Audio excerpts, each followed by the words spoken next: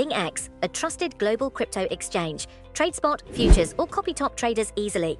Sign up via the link or referral code to get 30 USDT instantly, plus up to 1,500 USDT in bonuses for verification, deposit, and trading. The bizarre true story of the Boston Strangler and Albert DeSalvo. A new documentary delves into the enduring mystery of the Boston Strangler. A case that gripped a city and left a trail of unanswered questions. When Albert DeSalvo was apprehended by Cambridge police in November 1964, the charges were far from murder. At 33, this handyman faced accusations of robbery and sexual assault. Found mentally unfit to stand trial for rape, he was committed to a psychiatric hospital. It was within these walls that DeSalvo made a shocking claim to his attorney, F. Lee Bailey, alleging responsibility for the deaths of 12 women, 11 of whom were linked to the chilling moniker, Boston Strangler. This notorious title was coined by Record American newspaper reporters Loretta McLaughlin and Jean Cole, who, against editorial skepticism about the victim's perceived lack of prominence, pursued a groundbreaking series of articles connecting the seemingly disparate killings. DeSalvo was ultimately sentenced to life for 10 counts of rape, but crucially, he recanted his confession and was never formally charged with any of the murders before his own violent death behind bars in 1973. The new Oxygen documentary, The Boston Strangler, Unheard Confession, set to premiere October 26, reopens the case, exploring the persistent suspicion that DeSalvo might not have been the sole perpetrator. A notion complicated by the fact that the term serial killer was not yet in common parlance. The decades following the initial panic saw numerous portrayals of the case. Most notably the 1968 film, The Boston Strangler, which unequivocally cast Tony Curtis as a guilty DeSalvo and Henry Fonda as the prosecuting attorney John Bottomley. However, as an expert interviewed in the Oxygen documentary points out, there was absolutely zero evidence connecting him to any of the murders. This new documentary features never-before-heard segments from over 50 hours of tapes chronicling DeSalvo's confession. Recordings that vanished for decades before being rediscovered by Casey Sherman. Sherman's own family ties add a poignant layer to the narrative.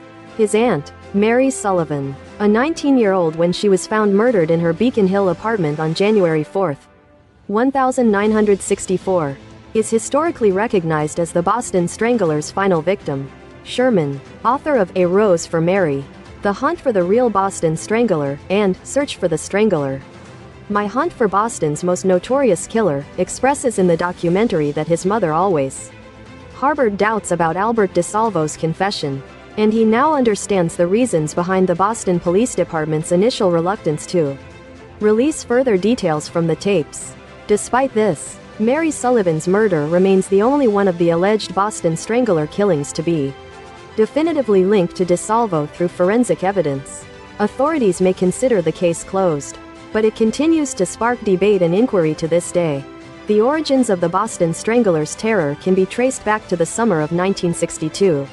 The first victim officially attributed to the killer was Anna Slessers, a 55-year-old seamstress found in her Back Bay apartment on June 14, 1962.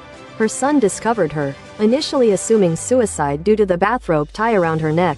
However, the scene, with a partially filled bathtub and freshly baked muffins, coupled with the way her robe was open to expose her naked body, led police to recognize it as a murder. Just 16 days later, on June 30, 1962, Nina Nichols, 68, was found strangled with her own stockings in her apartment, her housecoat pulled up to reveal her lower body. A chilling echo of Sless's fate. Also on June 30, Helen Blake, 65, was discovered face down on her bed, strangled with a stocking, the ends of her bra tied in a bow under her chin. A detail eerily similar to the knotting methods used in the Slessers and Nichols cases. The pattern continued with Ida Erga, 75, found on August 22, 1962, manually strangled with a pillowcase tied around her neck. Then, on August 30, Jane Sullivan, 67, was found in her Dorchester apartment, strangled with her own stockings and posed kneeling in her bathtub, her face and forearms submerged in water. Investigators meticulously noted that the items used to bind the victims' necks were all secured with a distinct granny knot, a detail that began to link these otherwise isolated tragedies. The escalating fear and public outcry following the discovery of these murders prompted an unprecedented police response. After Nichols and Blake were found murdered on the same day, authorities established a 24/7 emergency hotline, urging women to secure their homes and report any suspicious individuals. While Police Commissioner Edmund McNamara aimed to prevent mass hysteria by controlling the release of information, assigning all available officers to the case and arranging for detectives to attend an FBI seminar on sex crimes. The hotline was inundated with reports of disturbing behavior, highlighting the widespread anxiety and the presence of men preying on women, even if not all were killers. The discovery of Ida Urga, the fourth victim, intensified public speculation and fear to a fever pitch. Residents became so apprehensive that they refused police entry into their apartments, leading detectives to interview terrified neighbors through locked doors. In the interim between Urga's and Sullivan's deaths, newspapers attempted to quell the panic, with the Boston Herald publishing an editorial downplaying the risk of victimhood and the Boston Advertiser even issuing an open letter to the Strangler, inviting him to contact them for help. Investigative medical reporter Loretta McLaughlin's determination to expose the truth behind the killings intensified after Urga's murder in August 1962. Her initial proposal for a series on the murders was met with disinterest from her editor, who deemed the victims nobodies. McLaughlin, however, saw their anonymity as the very heart of the mystery, recognizing a shared vulnerability among them. Her conviction solidified with the murder of 20-year-old nursing student Sophie Clark on December 5, 1962. For the first time at one of these crime scenes, semen was found near the body, adding a new layer of depravity to the investigation.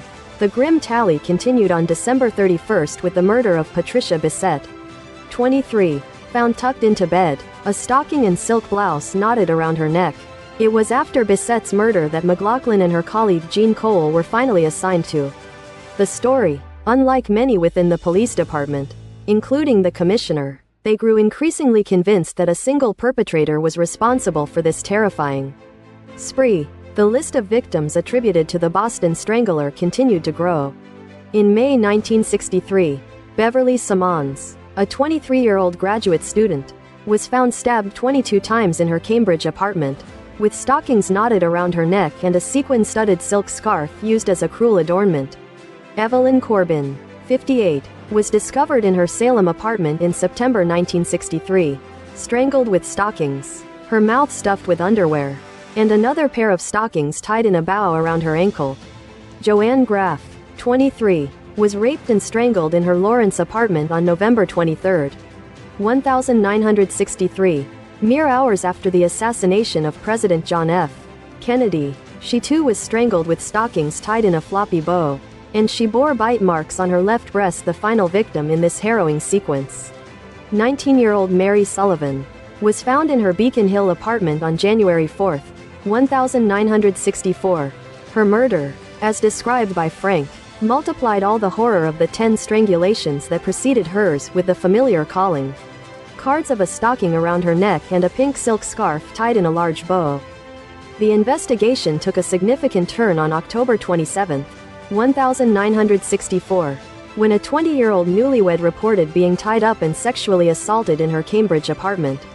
Her description of her attacker, who had warned her not to look at him, bore a striking resemblance to a criminal known as the Measuring Man.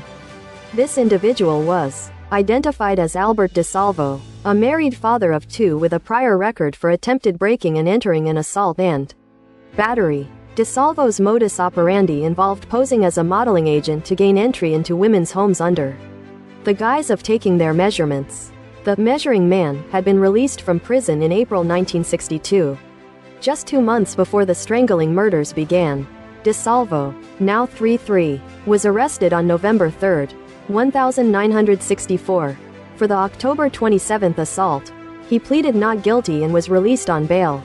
However, his photograph's release prompted Connecticut authorities to identify him as a suspect in 4 separate assaults that occurred within a few hours on May 6, 1964.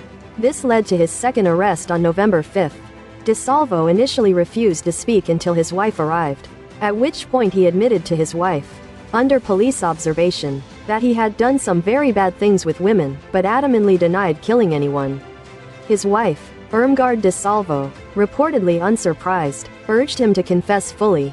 He then revealed to detectives that he had committed over 400 break-ins and admitted to a couple of rapes you don't know about, while still maintaining his innocence regarding the strangling murders. Diagnosed as sociopathic with schizoid features and depressive tendencies, DeSalvo was transferred from jail to Bridgewater State Hospital.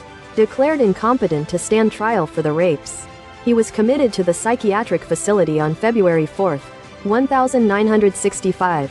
It was here that he began sharing details with fellow inmate George Nasser. Details that seemingly only the Boston Strangler himself could know. Nasser contacted his lawyer, F. Lee Bailey, a legal figure who had gained prominence before joining O.J. Simpson's defense team. On tape, DeSalvo confessed to Bailey that he had killed all 11 women previously identified as victims of the Boston Strangler, as well as 69-year-old Mary Brown in Lawrence on March 9, 1963. He also recounted an intended murder in 1962 where the victim, Mary Mullen, 85, suffered a heart attack and died before he could complete the act. Bailey, using his client's murder confession to argue for his insanity and thus his unsuitability for trial on rape charges, consistently maintained throughout his life that DeSalvo was, indeed, the Boston Strangler. However, investigators faced a significant hurdle. No witnesses who recalled seeing a suspicious man near the crime scenes recognized DeSalvo's photograph. Furthermore, authorities, including Assistant Attorney General John Bottomley, harbored doubts about the confession's veracity, even considering the possibility that Nasser, who was later convicted of murder, might be the real strangler. Attempting to implicate DeSalvo, in the summer of 1965, John Bottomley engaged in a series of interviews with DeSalvo, aiming to definitively ascertain if he was the strangler. DeSalvo proceeded to describe the crimes in intricate detail. Gradually, Bottomley and the lead detectives began to believe his claims, particularly when he revealed a correct detail that had been erroneously reported in every published news article due to a mistake in the police report. As Gerald Frank explained, upon his release from jail, DeSalvo had been classified as a known perpetrator of breaking and entering, not a sex offender, which had kept him off the authorities' radar during their initial suspect searches.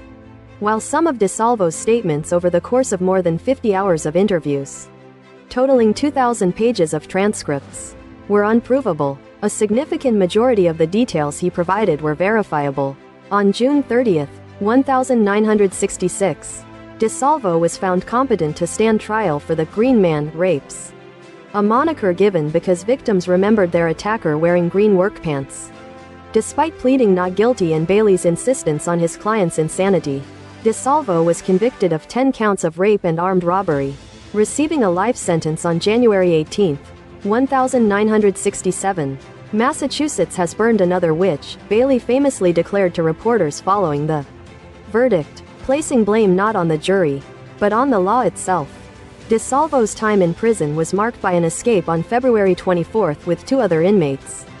He was apprehended the following day at a clothing store in Lynn and subsequently transferred to a maximum security facility, now known as the Massachusetts Correctional Institution, Cedar Junction. It was during this period that DeSalvo recanted his confession.